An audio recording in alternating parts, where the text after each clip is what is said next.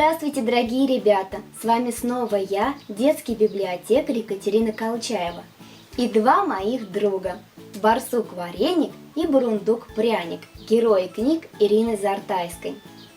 Мы очень рады встрече с вами, и нам не терпится поделиться с вами историей, которая происходит в жизни, практически каждого малыша.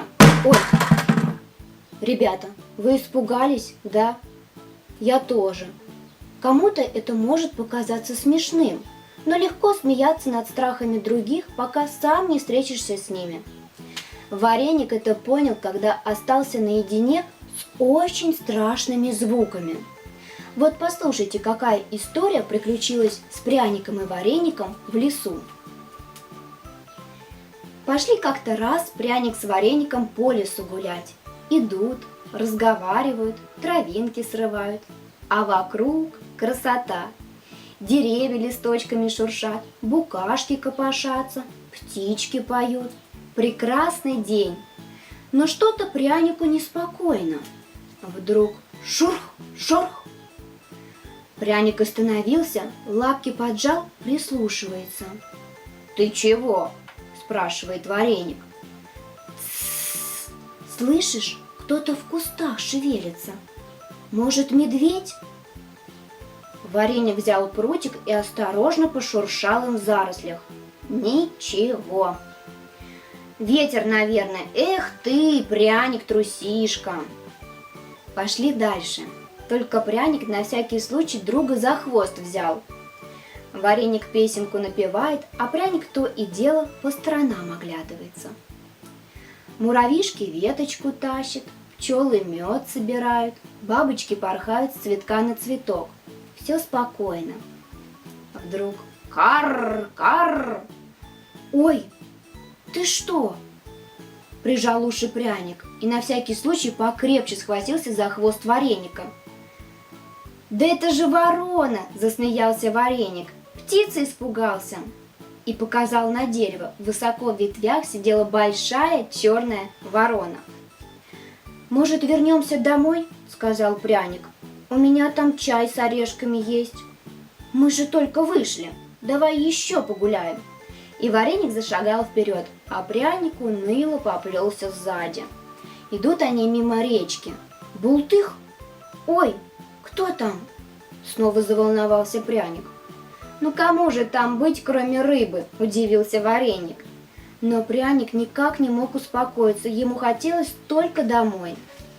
«Ты как хочешь», – сказал он варенику, – «а я пошел чай пить». Он развернулся и поспешил в сторону дома. Вареник остался один.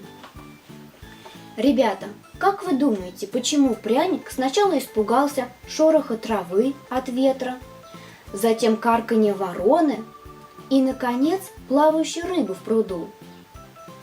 Да потому что ему эти звуки не были знакомы, ему никогда не приходилось их слышать, поэтому он и боялся. Для того, чтобы неизвестные звуки вам не были страшны, мы сейчас загадаем вам загадки. Вы отгадаете их и больше никогда не будете бояться страшных звуков.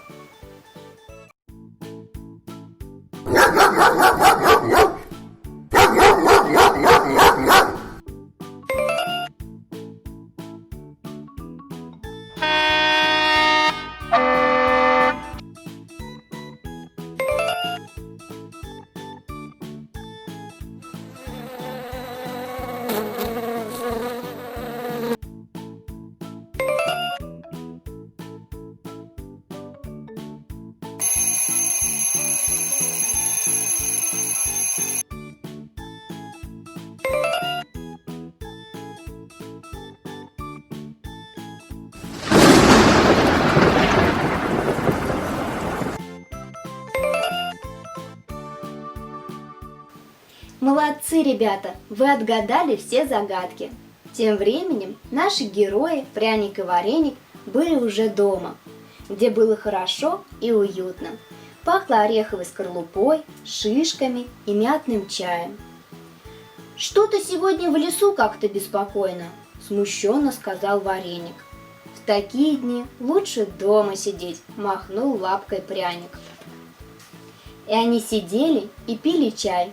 Хлюп-хлюп, и хрустели орешками, хрум-хрум. И эти звуки их совершенно не пугали. На этом история про страшные звуки подошла к концу. Надеемся, что она вам очень понравилась, и вы больше никогда их не будете бояться. Потому что запомните, что они не страшные, а просто пока что неизвестные для вас.